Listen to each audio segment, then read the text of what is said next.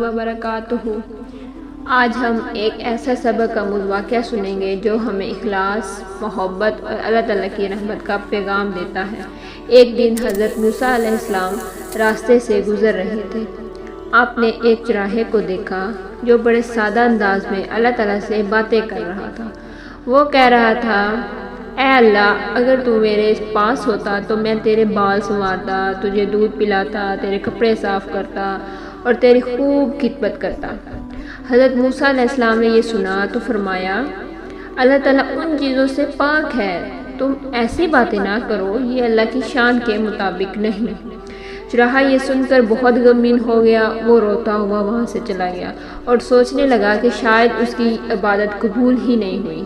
اسی وقت اللہ تعالیٰ نے حضرت موسیٰ علیہ السلام پر وحی نازل فرمائی، اے موسیٰ، تم لوگوں کو مجھ سے قریب کرنے آئے ہو، دور کرنے نہیں۔ میں بندوں کے الفاظ نہیں، ان کے دلوں کی نیت اور محبت کو دیکھتا ہوں۔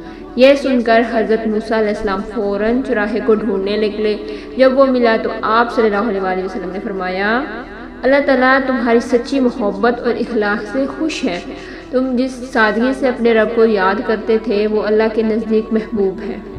چرواہے کی آنکھوں سے خوشی کے آنسو بہنے لگے اور اس نے پہلے سے بھی زیادہ محبت اور اخلاص کے ساتھ اللہ تعالیٰ کی عبادت شروع کر دی۔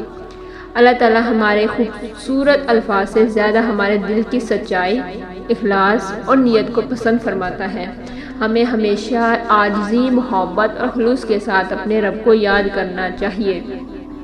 جزاک اللہ خیرہ۔ اگر یہ واقعہ پسند آیا ہو تو اسے دوسروں تک ضرور پہنچائیں اور اللہ تعالیٰ ہمیں سچا ایمان اور اخلاص عطا فرمائے، آمین۔